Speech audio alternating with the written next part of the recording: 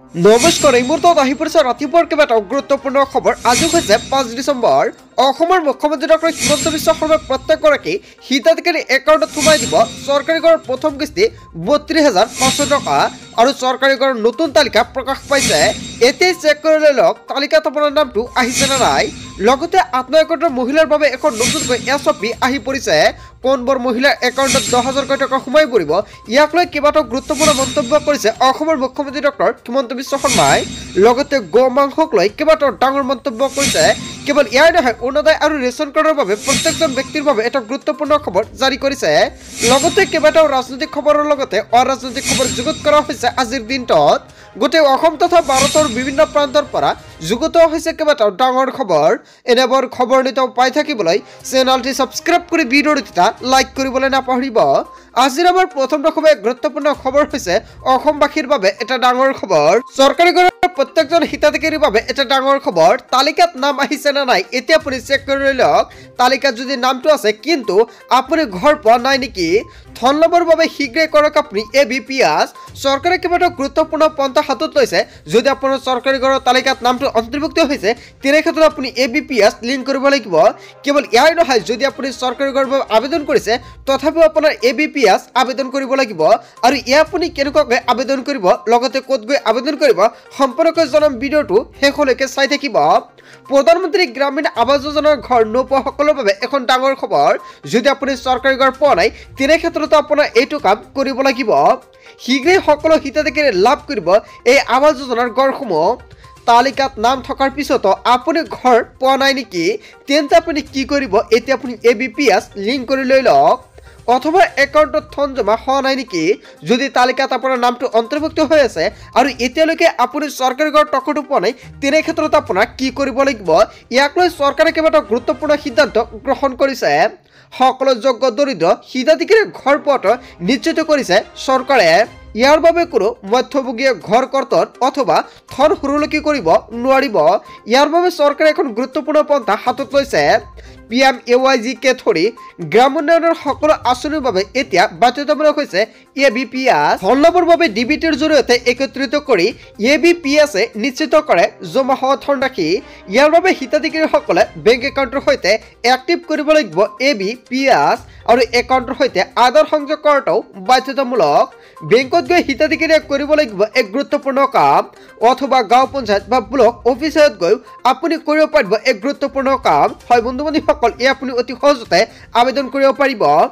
Bank একাউণ্টৰ সৈতে PAN card link কৰিব লাগিব। কেৱল ইয়াই নহয়, বেংক একাউণ্টৰ লগতে আপোনাৰ আধাৰ কাৰ্ডখনক লিংক কৰিব লাগিব। কেৱল ইয়াই নহয়, আপোনাৰ পান কাৰ্ড আৰু আধাৰ কাৰ্ড এয়াও আপুনি লিংক কৰিব লাগিব। ABPS সক্ষম হৈ থাকিলে লাভ কৰিব চৰকাৰী ঘৰৰ টকা। অসমত নাথাকিব কোনো কেঁচা ঘৰ। আৰু তাৰ বাবে চৰকাৰে এখন গুৰুত্বপূৰ্ণ সিদ্ধান্ত গ্ৰহণ কৰিছে। যদি আপোনাৰ চৰকাৰী ঘৰৰ তালিকাত নামটো অন্তৰ্ভুক্ত হৈ আছে অথবা আপুনি এতিয়ালৈকে চৰকাৰী ঘৰ পোৱা নাই তেনে ক্ষেত্ৰত অতি শীঘ্ৰে আপুনি ABPS লিংক কৰি লৈ লওক। লগতে যদি আপুনি চৰকাৰী ঘৰটো আবেদন কৰিছে তথাপি আপুনি লিংক কৰিব লাগিব। কেৱল ইয়াই নহয়, চৰকাৰে যিকোনো আঁচনিৰ টকা পাবলৈ হ'লে এতিয়া আপোনাৰ ABPS লিংক কৰাটো বাধ্যতামূলক। অথবা আপোনাৰ চৰকাৰী ঘৰ বা অৰুণোদয় আঁচনি বা ৰেচন কাৰ্ডৰ টকা যিকোনো সমস্যা হ'লে আপুনি এইটো লিংক কৰিব লাগিব। এইটো লিংক নকৰিলে যিকোনো চৰকাৰী আঁচনিৰ টকা আপুনি নাপাব আপোনাৰ বেংক একাউণ্টত।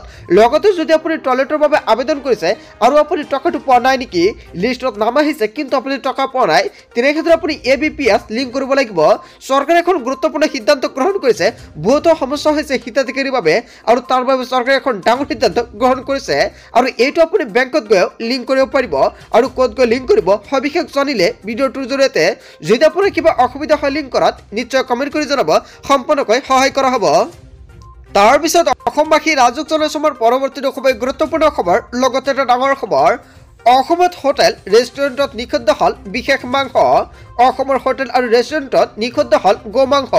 অসমৰ মুখ্যমন্ত্ৰী ডক্টৰ হিমন্ত বিশ্ব শৰ্মাই কেবিনেট বৈঠকত কেইবাটাও গুৰুত্বপূৰ্ণ সিদ্ধান্ত গ্ৰহণ কৰিছে। এতিয়াৰ পৰা কোনো ৰাজহুৱা স্থানত নচলিব মাংস। কেবিনেটত লোৱা হ'ল বৃহৎ সিদ্ধান্ত। গো মাংসক লৈ ডাঙৰ অভিযোগ আনিছে ৰকিবুল হুছেইন আৰু ভূপেন বৰাই। ৰকিবুল হুছেইন ভূপেন বৰাৰ বিবৃতিৰ ওপৰত কেবিনেটৰ পুংখানুপুংখ আলোচনা কৰা হৈছে আৰু পূৰ্বৰ আইনৰ ভিত্তিত নতুন সংযোজন কৰি অনা হৈছে এই সংশোধনীয়। সামাজিক সভা বা ধৰ্মীয় অনুষ্ঠানতো নিষিদ্ধ হ'ব গো মাংস। অসমৰ হোটেল আৰু ৰেষ্টুৰেণ্টত নিষিদ্ধ হ'ল গোমাংসক লৈ অসমৰ মুখ্যমন্ত্ৰী ডক্টৰ হিমন্ত বিশ্ব শৰ্মাই কেবিনেট বৈঠকত কেইবাটাও গুৰুত্বপূৰ্ণ সিদ্ধান্ত গ্ৰহণ কৰিছে। ইয়াৰ বিষয়ত জনতাই কি ক'ব? যদি জনতাৰ কিবা মন্তব্য কৰিব লগা থাকে আপোনালোকৰ মন্তব্যটো নিশ্চয় কমেণ্ট বক্সত জনাব। তাৰ পিছত অসমবাসী ৰাজুক জনাইছে আমাৰ পৰৱৰ্তী অসমে গুৰুত্বপূৰ্ণ খবৰ। লগতে এটা ডাঙৰ খবৰ, ফেব্ৰুৱাৰীত হ'বলগীয়া পঞ্চায়ত নিৰ্বাচনক লৈ কেইবাটাও ডাঙৰ খবৰ আহি পৰিছে। পঞ্চায়ত নিৰ্বাচনক লৈ আহি গ'ল কেইবাটাও ডাঙৰ খবৰ। ফেব্ৰুৱাৰী মাহত ৰাজ্যত অনুষ্ঠিত হ'ব পঞ্চায়ত নিৰ্বাচন। 12 নাইবা 13 ফেব্ৰুৱাৰীৰ ভিতৰত সম্পন্ন হ'ব পঞ্চায়ত নিৰ্বাচন। জানুৱাৰীৰ মাজত প্ৰকাশ পাব পঞ্চায়ত নিৰ্বাচনৰ অধিসূচনা। পঞ্চায়ত নিৰ্বাচনক মুক্ত কৰা হ'ব ৰাজনৈতিক দলৰ প্ৰৱৰ পৰা। কেৱল এয়াই নহয়, পঞ্চায়তৰ সদস্য নাইবা সভাপতি প্ৰতিদ্বন্দ্বিতা নকৰে কোনো দলৰ চিহ্নত। সকলোৱে নিৰ্দলীয়ভাৱে পঞ্চায়ত নিৰ্বাচনত প্ৰতিদ্বন্দ্বিতা কৰিব। ৰাজনৈতিক দলৰ পৰা মুক্ত কৰিব বিচৰা হৈছে পঞ্চায়ত নিৰ্বাচনক। আৰু গাঁৱৰ মানুহে ভাল পোৱা ব্যক্তিয়ে পঞ্চায়ত নিৰ্বাচনত প্ৰতিদ্বন্দ্বিতা কৰিব পাৰিব। পঞ্চায়ত আৰু গ্ৰাম উন্নয়ন মন্ত্ৰী ৰঞ্জিত কুমাৰ দাসৰ কেইবাটাও গুৰুত্বপূৰ্ণ মন্তব্য। হয় বন্ধু বান্ধৱীসকল, পঞ্চায়ত নিৰ্বাচনক লৈ এখন ডাঙৰ খবৰ আহি পৰিছে।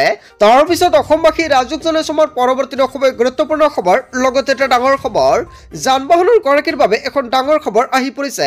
ডিচেম্বৰতে কৰি লওক কেইটা গুৰুত্বপূৰ্ণ কাম, নহ'লে আপুনি পৰিব ডাঙৰ বিপদত। যদি আপোনাৰ ঘৰত 4 চকীয়া বা 2 চকীয়া বাহন আছে তেন্তে আপোনাৰ বাবে এটা গুৰুত্বপূৰ্ণ খবৰ আহি পৰিছে। এই মাহৰ ভিতৰতে কৰিব লাগিব বিশেষ গুৰুত্বপূৰ্ণ কাম। যান বাহনৰ গৰাকীৰ বাবে পুনৰ এটা ডাঙৰ খবৰ। ৰাজপথত বাহন উলিওৱাৰ পূৰ্বে সাৱধান হওক আপুনি। 31 ডিচেম্বৰৰ পূৰ্বে পৰিশোধ কৰক যান বাহনৰ কৰ। আপোনাৰ যান বাহনৰ সকলো নথি পত্ৰ আপডেট কৰক, অন্যথা ভৰিব লাগিব জৰিমনা। গাড়ীৰ RC, প্ৰদূষণ, বীমাৰ নথি পত্ৰ আপডেট কৰক। সকলো বকেয়া কৰ আদায় দিয়ক। 31 ডিচেম্বৰৰ পিছতে ৰাজপথত চলিব পৰিবহণ বিভাগৰ অভিযান। অনলাইন যোগে আদায় দিব পাৰিব এই কৰ। আন নথি পত্ৰৰ কাম অনলাইন যোগে কৰিব পাৰিব। পৰিবহণ.gov.in ৰ জৰিয়তে দিব পাৰিব কৰসমূহ। আৰু এইকেইটা ৱেবছাইটত গৈ আপুনি ৰাজ্য অসম আৰু বাছনি চিলেক্ট কৰক। আৰু বাছনি কৰাৰ পিছতে ইয়াৰ পিছতে আপোনাৰ পঞ্জীয়ন নম্বৰ ক্লিক কৰক। আৰু আপুনি প্ৰথমতে ৱেবছাইটটো অপেন কৰিব গুগল বা ক্ৰমৰ পৰা। ইয়াৰ পিছতে আপোনাৰ ৰাজ্য আৰু অসম বাছনি কৰক। আৰু ইয়াৰ পিছতে আপোনাৰ পঞ্জীয়ন নম্বৰ আপুনি এণ্টাৰ কৰক।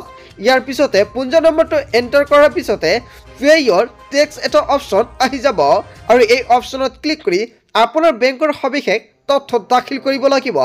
আৰু সকলো তথ্য সন্নিৱিষ্ট কৰাৰ পিছত আপোনালৈ আহিব এখন OTP। যদি আপোনাৰ বেংক একাউণ্টৰ লগত মোবাইল নম্বৰটো লিংক হৈ আছে তেনে ক্ষেত্ৰত OTPটো আহিব। OTPটো দিয়াৰ পিছতে আপুনি দিব পাৰিব আপোনাৰ নিৰ্ধাৰিত কৰ। অতি সহজতে ঘৰতে বহি আদায় দিব পাৰিব কৰসমূহ। যান বাহনৰ গৰাকীৰ বাবে পুনৰ এটা ডাঙৰ খবৰ আহি পৰিছে। তাৰ পিছত অসমবাসী ৰাজুক জনাইছে আমাৰ পৰৱৰ্তী অসমে গুৰুত্বপূৰ্ণ খবৰ। লগতে এটা ডাঙৰ খবৰ, PM কিষাণৰ প্ৰত্যেকজন হিতাধিকাৰীৰ বাবে এটা জৰুৰী খবৰ। PM কিষাণ যোজনাৰ হিতাধিকাৰীৰ বাবে এটা গুৰুত্বপূৰ্ণ খবৰ আহি পৰিছে। 19 নম্বৰ কিস্তিৰ ধন লাভ কৰিবলৈ হ'লে এতিয়াই কৰক বিশেষ গুৰুত্বপূৰ্ণ কাম, কিয়নো জানুৱাৰী মাহত হিতাধিকাৰীয়ে লাভ কৰিব 19 নম্বৰ কিস্তিৰ টকা। আঁচনিৰ সুবিধা ল'বলৈ কৃষকে EKYC সম্পূৰ্ণ কৰাটো প্ৰয়োজনীয়। ডিচেম্বৰ মাহতে EKYC সম্পূৰ্ণ নকৰিলে নাপাব PM কিষাণৰ 19 নম্বৰ কিস্তিৰ ধনৰাশি। নিকটৱৰ্তী CSC চেণ্টাৰত অনলাইন যোগে কৰিব পাৰিব EKYC। EKYCৰ বাবে প্ৰয়োজনীয় হ'ব আপোনাৰ আধাৰ কাৰ্ড আৰু বায়োমেট্ৰিক। আধাৰৰ লগতে হিতাধিকাৰীৰ কৰিব লাগিব মোবাইল নম্বৰ লিংক। PM কিষাণৰ অফিচিয়েল ৱেবছাইটত pmkisan.gov.in লাভ কৰিব অধিক তথ্য। PM কিষাণ সন্মান নিধি যোজনাৰ অধীনত বছৰি 6,000 টকা দিয়ে চৰকাৰে। PM কিষাণ যোজনাৰ হিতাধিকাৰীৰ বাবে এটা গুৰুত্বপূৰ্ণ খবৰ, কিন্তু প্ৰত্যেকগৰাকী হিতাধিকাৰীৰ একাউণ্টত চৰকাৰে সোমাই দিব 2,000 টকা অহা মাহত। যিসকল কৃষকে 18 নম্বৰ কিস্তিৰ টকাটো পোৱা নাই তেনে ক্ষেত্ৰত আপোনাৰ DBT লগতে বেংকৰ লগত আধাৰ কাৰ্ড আৰু লেণ্ড ছেডিং এই 3টা কাম কৰিব লাগিব, অন্যথা আপুনি 19 নম্বৰ কিস্তিৰ টকা নাপাব। তাৰপিছত অসমবাসী ৰাজুক জনাইছে আমাৰ পৰৱৰ্তী অসমে গুৰুত্বপূৰ্ণ খবৰ। লগতে এটা ডাঙৰ খবৰ, আপুনি ই-শ্ৰম কাৰ্ডটো বনাইছে নেকি তেন্তে আপোনাৰ বাবে এটা ভাল খবৰ। ই-শ্ৰমিক কাৰ্ড থকা প্ৰত্যেকজন ব্যক্তিয়ে লাভ কৰিব প্ৰতি মাহতে 3,000 টকা। কোনবোৰ হিতাধিকাৰী লাভ কৰিব আপুনি সম্পূৰ্ণকৈ জানিব পাৰিব ভিডিঅ'টোৰ জৰিয়তে। আপুনি ই শ্ৰম কাৰ্ডটো বনাইছে নেকি? যদি বনাইছে তেন্তে আপোনাৰ বাবে এটা ভাল খবৰ, কিয়নো প্ৰধানমন্ত্ৰী মোদীয়ে কেইবাটাও গুৰুত্বপূৰ্ণ পন্থা হাতত লৈছে জনতাৰ বাবে। আৰু কোনবোৰ হিতাধিকাৰী লাভ কৰিব এই টকা সম্পূৰ্ণকৈ জানি লওক। যদি আপোনাৰ ই শ্ৰমিক কাৰ্ডটো আছে তেনে ক্ষেত্ৰত আপুনি প্ৰধানমন্ত্ৰী শ্ৰম যোগী মানধন যোজনাৰ কাৰ্ডটো বনাইছে নেকি? তেনে ক্ষেত্ৰত লাভ কৰিব আপুনি এই সুবিধা।